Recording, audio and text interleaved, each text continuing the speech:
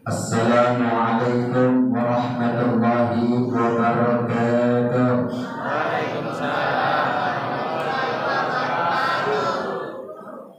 Bismillahirrahmanirrahim. Alhamdulillahi rabbil alamin.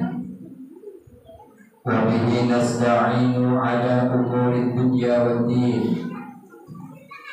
Wa sallallahu wa sallama ala sayyidina Muhammadin khatamin nabiyyin wal mursalin wa ala alihi wa sahbihi ajma'in, amma ba'd.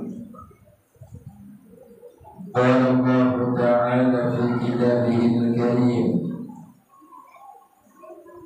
Bismillahirrahmanirrahim.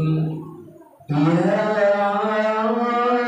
ayyuhalladzina amanu kutiba alaikumus siyamu kama kutiba alal ladzina min qablikum kama kutiba alal ladzina min qablikum la'allakum tattaqun.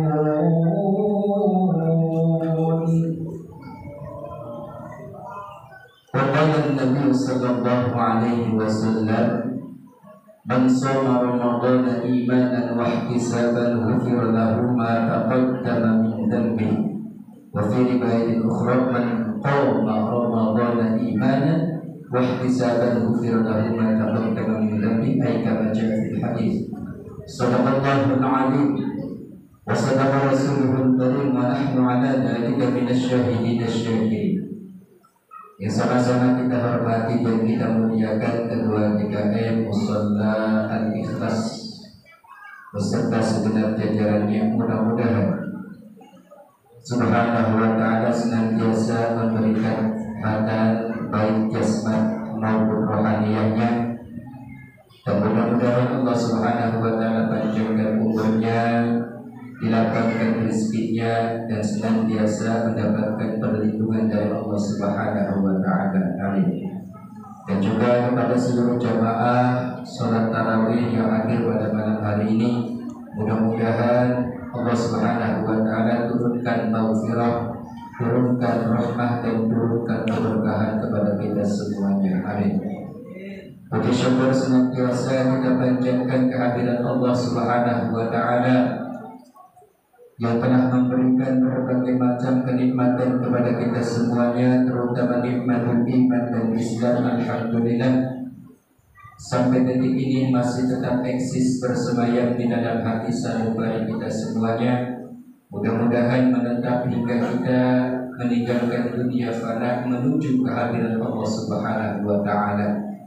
Salawat beserta salam tak lupa kita sanjungkan kehadiran baginda Rasulullah sallallahu alaihi wasallam yang telah menuntun umatnya ke jalan yang lurus, jalan yang senantiasa diridhoi oleh Allah Subhanahu wa ta'ala, yang puncaknya adalah mengiring seluruh umat manusia untuk masuk ke dalam surganya Allah Subhanahu wa ta'ala.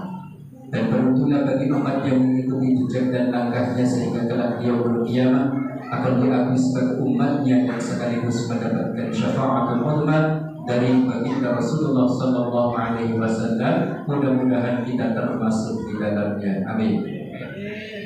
Hadirin dan hadirat kaum muslimin muslimat jamaah salat tarawih yang dirahmati Allah Subhanahu wa ta'ala. Puasa pada intinya adalah bagaimana menahan diri kita, menahan hawa nafsu kita dari apa-apa yang biasa kita sukai, apalagi yang tidak disukai oleh Allah Subhanahu wa ta'ala.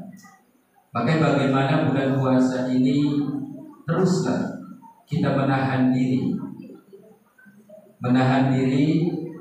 sehari saja, tidak sampai sehari semalam, sehari saja. Artinya bukan sehari, 1 bulan. Maksudnya dalam arti menahan setiap hari sampai 1 bulan. Makanya disitulah itu fungsi daripada puasa pada intinya adalah menahan hawa nafsu kita. Nah, sekarang saya tanya ini, ya, kalau buka puasa itu sunnahnya yang bagaimana? Buka puasa sunnahnya yang bagaimana? Ayo bapak-bapak, sunnahnya itu yang manis-manis kan ya? Nah, kayak apa? Kolak, begitu ya? Teh manis, terus apa lagi? Sop buah, ya? Terus kurma. Kalau ada kurmanya, ya. Tapi saya rasa gampang kurmanya sekarang. Di mana-mana ada sedia kurma. Yang jelas yang manis-manis. Yang afdal adalah dengan kurma. Tapi kalau nggak punya penyakit diabetes, ya, kalau yang diabetes kan jangan, ya. Kalau sebaliknya nanti bahaya, ya. Jadi sunnahnya adalah dengan sesuatu yang manis, dengan kurma juga manis, dengan madu juga manis, sunnah sama dengan madu. Berbuka puasa. Tapi sebegitu manisnya kurma, manisnya madu nih, yang tidak bisa mengalahkan manisnya senyuman istri, betul nggak? Betul nggak? Sebegitu manisnya kurma, madu ini tidak akan bisa mengalahkan senyum manisnya seorang istri. Tuh, nih ibu-ibu yang di belakang, kalau bulan puasa banyak-banyak senyum nih sama suami. Tuh, ya, karena bisa mengalahkan manisnya kurma, itu luar biasa. Tapi nanti kalau pas berbuka puasa jangan dikasih senyum doang, kasihan bapak-bapak lapar, ya. Ntar buka manis dikasih senyum doang sama istrinya, jangan. Iya, makanya banyak senyum tuh, ya.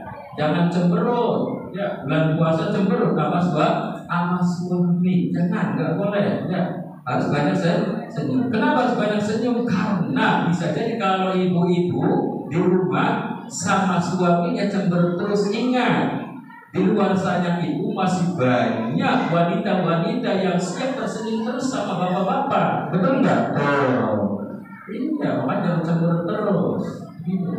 Nanti ditampung senyumannya sama wanita yang di luar. Ya, jangan sampai begitu. Nah, saya akan melihat historis puasa itu dari historisnya proses penciptaan akal dan nafsu saja, karena banyak versinya. Sebabnya diwajibkan puasa di bulan suci Ramadan. Saya mencoba menceritakan tentang historis puasa di bulan suci Ramadan itu melalui proses penciptaan akal dan nafsu. Suatu ketika Allah Subhanahu wa taala menciptakan akal, kemudian Allah Subhanahu wa taala memanggil akal tersebut untuk menghadapnya. Wahai akal, menghadap akal. Itu akal dulu terus. Dan ketika berhadapan dengan Allah Subhanahu wa taala, kemudian ditanya tuh akal tuh, "Man ana wa man anta?" Siapa aku dan siapa kamu itu?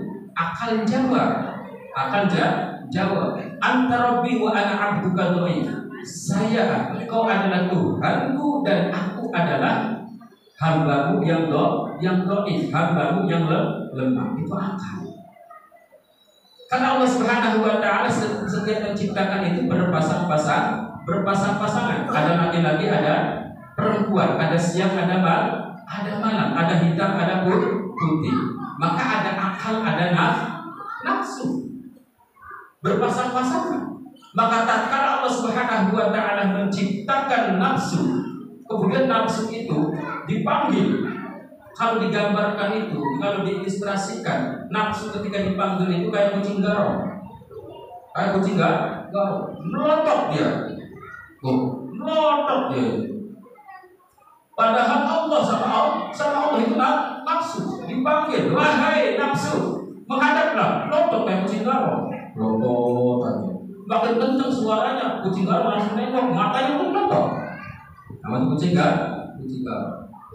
Nah, ketika nafsu tersebut disuruh menghadap kepada Allah Subhanahu wa taala, makin melotot saja mata itu nafsu. Kadang-kadang kan kita kalau buka puasa ya, nafsu itu pengennya itu makan semua, pengennya dimakan. Kadang-kadang kan kita beli bukan kolak doang. Sudah ada kolak pengen sop buah. Sudah beli sop buah, kadang-kadang pengen gorengan di macam-macam. ada gorengan bakwan, ada gorengan risol, ada gorengan tahu isi, itu pengennya dimakan semua. Pas tiba waktunya buka puasa, nafsu kan tadinya tuh masya Allah menggebu-gebu nafsu itu. Tapi pas ketika buka puasa cuma es teh manis 1 gelas doang sudah kenyang tuh. Malah sudah leyeh-leyeh. Itu nafsu pengennya semuanya pengen diempat semua itu pengen dimakan. Tapi padahal cuma sedikit, betul ya? Itu nafsu. Maka tak kala nafsu itu dipanggil oleh Allah Subhanahu wa taala, "Wahai nafsu, menghadaplah." Enggak mau menghadap. Akhirnya Allah Subhanahu wa taala memerintahkan malaikat itu suruh menghadapkan nafsu. Luar biasa nafsu. Sampai diseret loh malaikat sama malaikat nafsu. Ketika dihadapkan kepada Allah Subhanahu wa taala, nafsu tersebut ditanya sama seperti pertanyaan kepada akal itu. Ditanya man ana wa man anta, siapa aku dan siapa kamu? Kemudian jawabnya nafsu beda dengan akal. Ketika ditanya siapa aku siapa kamu oleh Allah Subhanahu wa taala, apa jawabnya? Lu, gua, begitu bahasanya. Itu nafsu. Kamu itu nafsu. Ketika Allah Subhanahu wa taala nanya begitu dia jawab ya aku untuk engkau. Begitu nafsu. Akhirnya nafsu tersebut Allah Subhanahu wa taala tempatkan ke sebuah tempat yang begitu panas sekali. Selama berapa tahun? 100 tahun. 100 tahun 1 hari 1000 tahun di dunia. Kalikan aja, Bu. Bahkan sebagai riwayat itu nafsu ditempatkan ke tempat yang begitu panas sampai 1000 tahun. Bayangkan, tinggal kalikan aja 1000 kali 1000. Berapa? Ya. Tuh. Di tempat yang akhirnya sudah sekian lama selama 1000 tahun Allah Subhanahu wa taala memerintahkan malaikat untuk menghadapkan kembali nafsu. Ditanya lagi nafsu, "Man ana wa man anta?" Siapa aku dan siapa engkau? Tetap jawabannya nafsu tidak pernah bergeming. Aku adalah aku, engkau adalah engkau. Begitu nafsu. Enggak kapok-kapok begitu ya. Orang itu kalau sudah berbuat jahat itu enggak pernah kapok, kegatelan. Biasanya begitu. Ya, kegatelan. Tuh. Kayak model candu Shopee begitu tuh, ya. Masih penting candu Shopee mah. Aduh, kalau sudah candunya candu slot bahaya. Tuh, ya. Juga nafsu. Akhirnya Allah Subhanahu wa taala menempatkan kembali nafsu tersebut ke tempat yang begitu dingin yang tiada bandingannya di dunia ini. Kalau kutub utara itu begitu dinginnya di dunia, tapi ini lebih dingin daripada kutub utara. Tidak ada bandingannya. Itu nafsu ditempatkan ke sebuah tempat yang begitu dingin. Dan selama 1000 tahun kemudian Allah Subhanahu wa taala memanggil kembali nafsu tersebut. Memerintahkan malaikat untuk menghadapkan kepadanya. Sehingga ditanya lagi tuh nafsu, "Man ana wa man anta?" Siapa aku dan siapa kamu itu? Jawab nafsu tetap begitu. Tidak pernah bergeming. Jawabannya tidak berubah. Aku ya aku, engkau ya engkau, begitu. Kadang-kadang orang kalau diingetin begitu ya. Orang itu sudah tahu jahat. Saya kan cuma ngingetin lah, urusan lu, gua begitu bahasa kadang-kadang. Nafsu begitu tuh. Nafsu begitu. Kan gua nggak ngerugiin lu, bahasanya begitu ya. Gua mengubah bahasanya tuh. Nah ini yang model-model nafsu nih begini nih. Nah, akhirnya ketika Allah Subhanahu wa taala menempatkan nafsu tersebut ke sebuah tempat yang dingin, gak kapok juga tuh. Akhirnya Allah Subhanahu wa taala menempatkan nafsu tersebut ke sebuah tempat yang begitu sangat laparnya sekali. Laparnya enggak ketulungan. Luar biasa. Berapa tahun? 1000 tahun lamanya. Akhirnya ketika dientas nafsu tersebut dari tempat yang begitu sangat laparnya, dihadapkan kepada Allah Subhanahu wa taala. Baru ketika ditanya oleh Allah Subhanahu wa taala, "Man ana wa man anta?" Siapa aku dan siapa kamu itu? Baru dijawab. Nafsu baru jawab. Aku adalah hambamu, dan engkau adalah Tuhanku. Begitu. Ya orang lapar kan begitu bahasanya ya. Orang lapar, pengen makan, pengen makan. Kadang-kadang masuk ke begitu. Kadang-kadang sampai ludah juga ditelan begitu, orang lapar ya. Pengen makan, pengen haus ya. Tuh. Nah, akhirnya ketika Allah Subhanahu wa taala menempatkan nafsu ke sebuah tempat yang begitu lapar, nafsu ditunduk di hadapan Allah Subhanahu wa taala. Aku adalah hamba yang dhaif, engkau adalah Tuhanku. Antarabi wa ana 'abduka dhaif, kata nafsu. Nah, dari sini sejarah puasa dimulai. Maka ketika bulan suci Ramadan tiba, Allah Subhanahu wa taala mewajibkan bagi orang-orang yang beriman untuk berpuasa selama bulan suci Ramadan. Fungsinya adalah untuk mengekang hawa nafsu kita. Tuh, ya. Makanya banyak-banyak berpuasa dan bukan hanya di bulan suci Ramadan saja, bahkan di luar bulan suci Ramadan pun, seperti puasa Senin, Kamis, terus puasa apa lagi? Banyak yang puasa Arafah dan lain sebagainya. Itu adalah puasa-puasa sunnah. Yang maksud dan tujuannya adalah untuk menahan hawa nafsu kita. Sehingga kata para ulama, tuba liman kana aqluhu abiran wa hawahu qasiran. Beruntunglah bagi orang yang mengedepankan akalnya dan menawan hawa nafsunya. Artinya lebih mengedepankan akal ketimbang nafsu. Makanya kalau dalam rapat musyawarah jangan mengedepankan ego, jangan mengedepankan nafsu. Kita cari dalam musyawarah itu sebuah yang maslahat buat umat. Boleh jadi sesuatu yang menurut kita itu benar, logis, tapi belum tentu bisa maslahat untuk halayak untuk orang umum. Jadi kedepankan akal ketimbang hawa nafsu.